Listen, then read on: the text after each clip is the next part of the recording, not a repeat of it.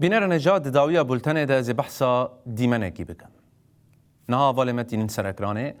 اف دیمنه هان ببه نبه مروف هری که 10 جاران 20 جاران دبهنه کساب بهتر جیله تماشا کریه هنگی کو براسیجی هستن مروفان دلوینه.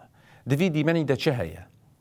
ده لیلا زانا سیاستمدار کرد آنافدار وش باکری کردستان هاتبو یکم جن بو که ده پارلمانتوی ترکیه ده با کردی آخوی.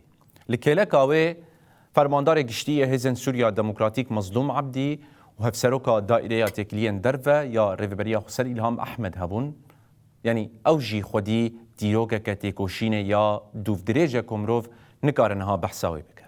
لکوی درینه لسترکا کردستانه لکوبانه لجهری پیروز ایوی باجاری لگورستان شهیدانه.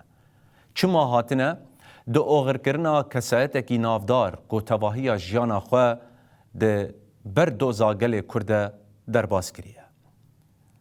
هگر ام حمیا بینن برهف مروف چه جه اوی دیمنی فهم دکه. از وکی کس دبینم که وقتا کرد دست خواه بدن دست هف و تو کس بوان نکاربه. یا دویم لیلا زانا جباکوری کردستانی هاتیه روژاوا جوان را دبیجن هون نبتنینه. ام حمول پشتاونه کردستان هر چه قاسی نیار و پرچه بکن و هر تم دل کردان ده یک بمینه.